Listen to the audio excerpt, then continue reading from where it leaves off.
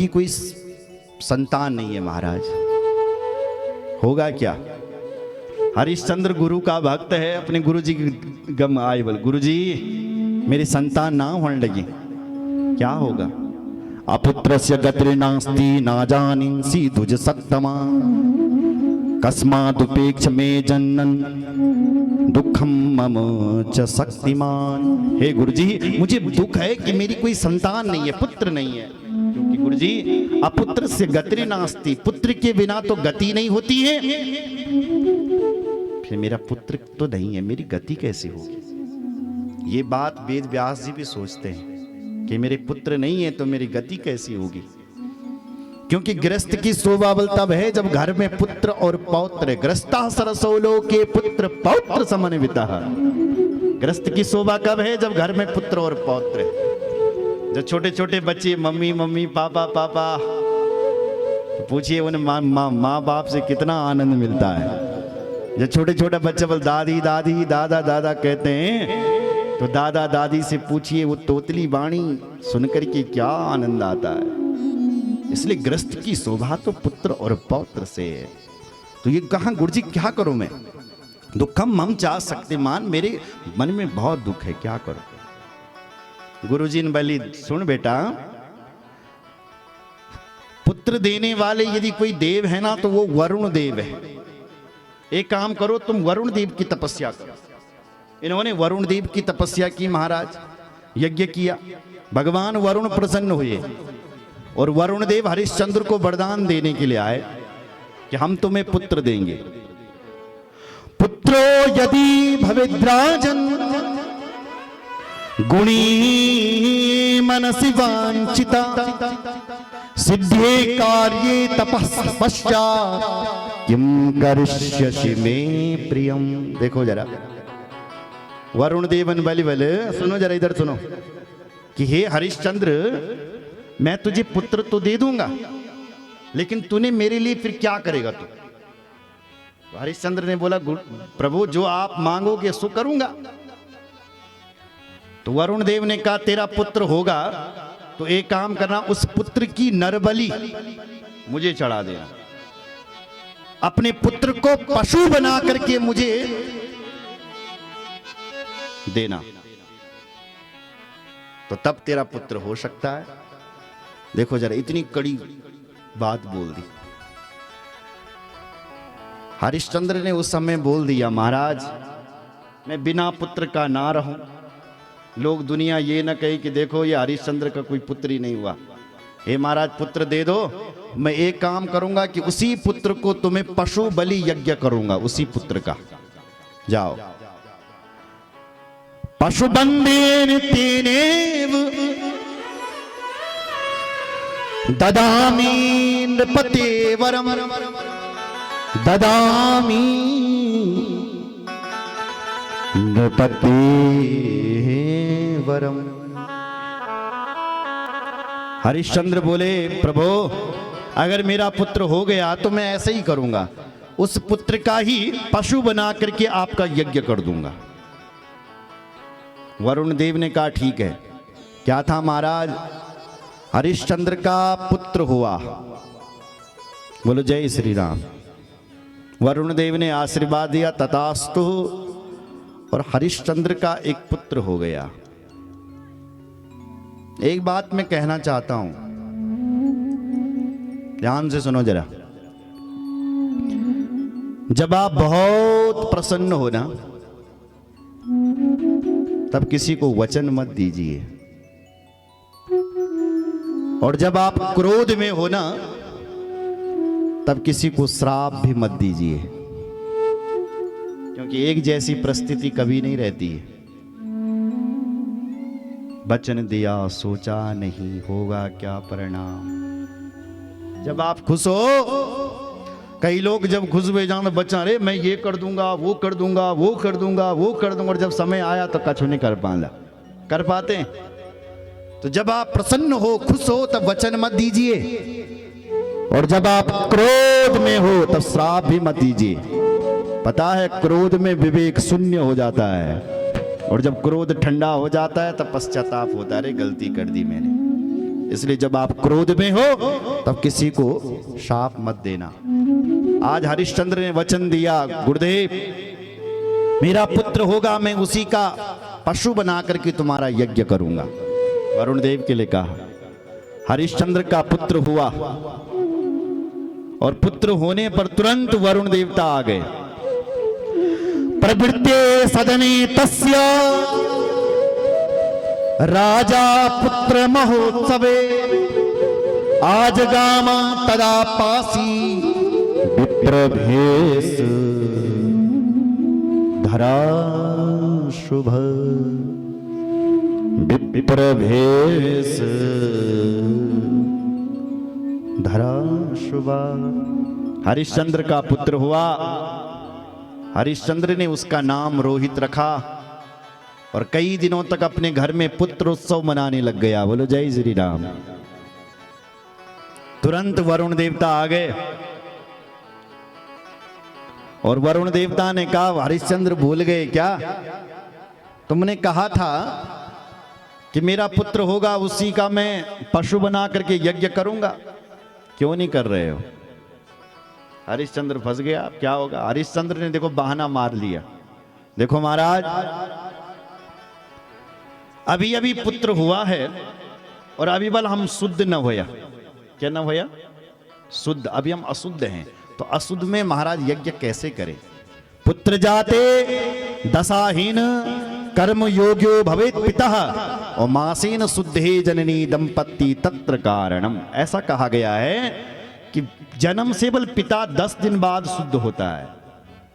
कितने दिनों बाद? 10 दिनों बाद। अगर पुत्र का घर में जन्म हो गया तो पिताजी 10 दिनों के बाद शुद्ध हो जाता है। पुत्र जाते दशाहीन। लेकिन माता को शुद्ध होने के लिए 21 दिन लग जाते हैं। कितने? 21 दिन लग जा। मासीन शुद्धे जननी।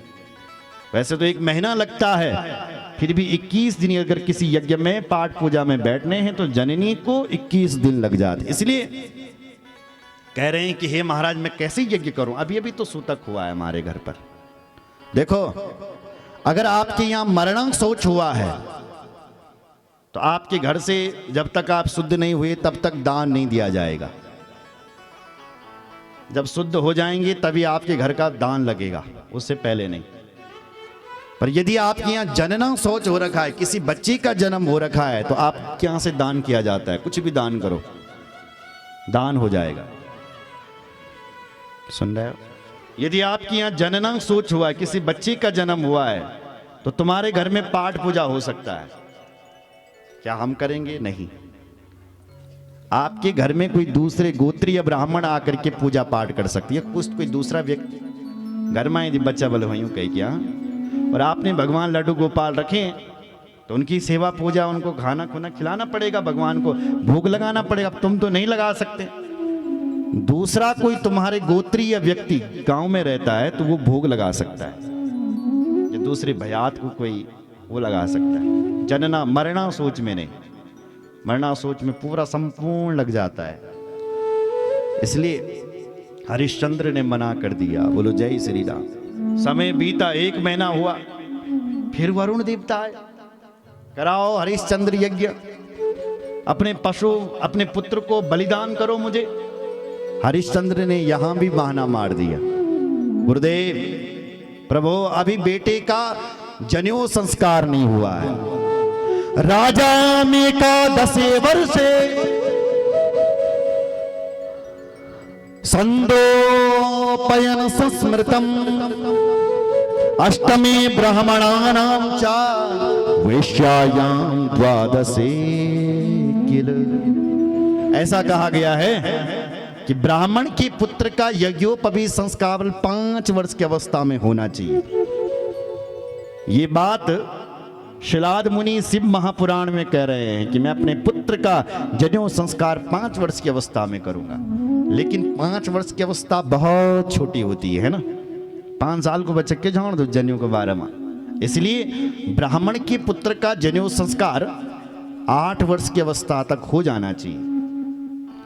क्षत्रिय के पुत्री का जनेऊ संस्कार उपनयन संस्कार 12 वर्ष की अवस्था तक हो जाना चाहिए। तब देखो बेटे में संस्कार। और जो तीसरा वर्ण है वैश्य, उसके पुत्र का संस्कार 16 वर्ष की अवस्था में छिंदबल हुई। और जो चौथा वर्ण है वो जनेऊ नहीं पहनता है। जो माताएं हैं वो भी जनेऊ नहीं पहनती है। बोलो जय श्री राम। उसका कारण है, इसलिए हरिश्चंद्र ने कहा भी मेरा बेटा का उपनयन नहीं हुआ महाराज, जनेऊ संस्कार नहीं हुआ, जनेऊ संस्कार हो जाएगा तो मैं दे दूंगा, इस पुत्र को मारूंगा, तुम्हारा यज्ञ करूंगा। देखो पुत्र मोह हो गया, समय बीता, 8 से 10 साल पूरे हो गए, फिर आए वरुण देव। हरिश्चंद्र क्या सोचा तुमने? तब तक देवराज इंद्र आए और उसके बेटे को सिखा दिया, पुत्र देखो तेरे पिताजी तुझे पशु यज्ञ बना करके मार रहे हैं। जैसे उस पुत्र ने सुना, देवराज इंद्र ने छद्म भेष में उसको समझाया, तो हरिश्चंद्र का बेटा ही घर से भाग गया। वरुण देव आए, बोले महाराज बेटा भागी, अब कई कौन यज्ञ, कौन मारना? वरुण देवता भयंकर क्रोधित हुए और हरिश्चंद्र को शाप दिया कि जा तेरे को जरोदक रोग हो जाए। राजा प्रणम्य तम प्रा देव देव करोमि किम, न जाने क्वापि पुत्रो में गतस्वद्य भयाकुला। राजा प्रार्थना कर रहा है, हे मारा न जाने क्वापि पुत्रों में गतस्वा भय, मेरा पुत्र भय के कारण कहीं भाग गया, अब कहे किसका यज्ञ करूंगा, क्षमा करें, क्षमा कर। तो राजा ने श्राप दिया, जा तेरे को जलोदक रोग हो जाए, बीमारी तुझे लग जाए। देखो माताओं सज्जनों, अगर सूर्यदेव कुपित हो गए तो नेत्र की बीमारी होगी। कहां की? आंखों की।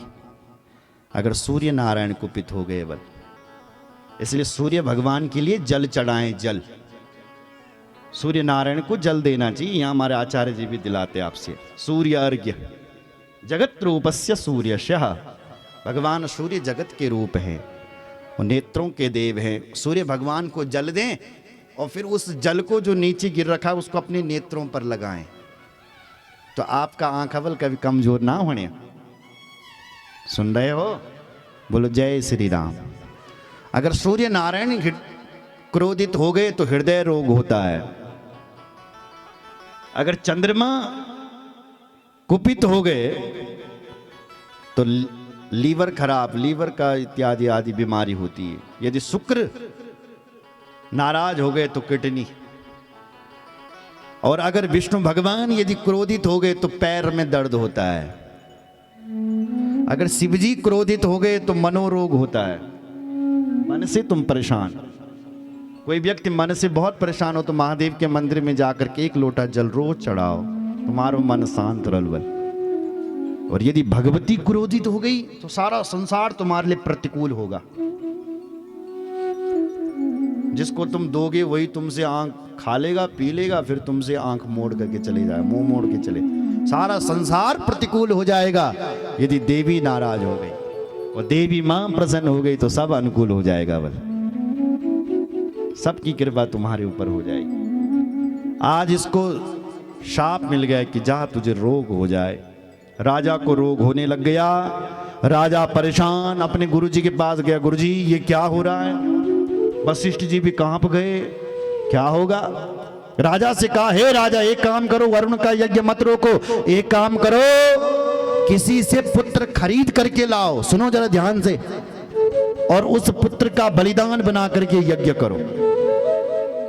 राजा हरिश्चंद्र क्या मरता क्या ना करता, गया अपनी प्रजा के पास, कौन होगा जो अपने पुत्र मुझे देगा, बेचेगा, ताकि मैं उसको मारूं और वरुण देव का यज्ञ करूं। कोई नहीं मिला। कौन अपनी संतान को मारने के लिए देगा? एक मिल गया और उसका नाम था अजीगर्त नाम का ब्राह्मण। उसके 3 पुत्र थे माताओं सज्जनों, सूनछेप, ऐसे सूनपुच्छ, ऐसे इसके 3 पुत्र थे। तो इसने सोचा देखो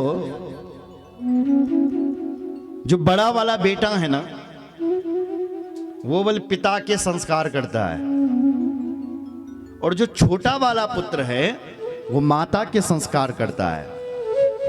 लेकिन मेरे ये जो मंजिल वालू बेटा छे जो फालतू है, देखो इसकी सोच, ये जो मंजिला पुत्र है ना ये फालतू है। बड़ा तो पिता का संस्कार करेगा, छोटा माता का, लेकिन ये मंजिला वाला फालतू। तो क्या कर दिया, उसी को ही राजा के हाथों से कुछ स्वर्ण मुद्रिका में बेच दिया। वो बालक रो रहा था, पिताजी क्यों ऐसा कर रहे हो? पिताजी ने इतना खतरनाक कि स्वयं अपने पुत्र के गले में रस्सा बांध करके दिया। और हरिश्चंद्र उस बालक को खींच करके ले गया और वो बालक रो रहा है, रुदंतम दुखितम दीनम वेपमानम वृषातुरम यूपे बद्धम निरीक्षामुम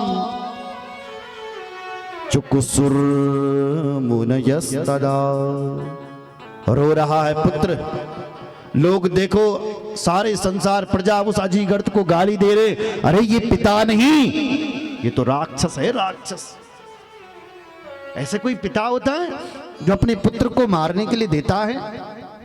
अरे आत्मा वे जायते पुत्र, पुत्र को पिता की आत्मा कहा गया है। पुत्र पिता की आत्मा होता है। पर इसको देखो तो, ऐसा वेदों ने कहा है, आत्मा वे जायते पुत्र, पुत्र ही पिता की आत्मा है। पर ये पिता कैसा है जो अपने पुत्र का ही बलिदान कर रहा है? बोलो जय श्री राम। यज्ञ प्रारंभ हो गया और हरिश्चंद्र उस पुत्र को पशु बना करके आज मारना चाह रहा है। देखो मेरी मां,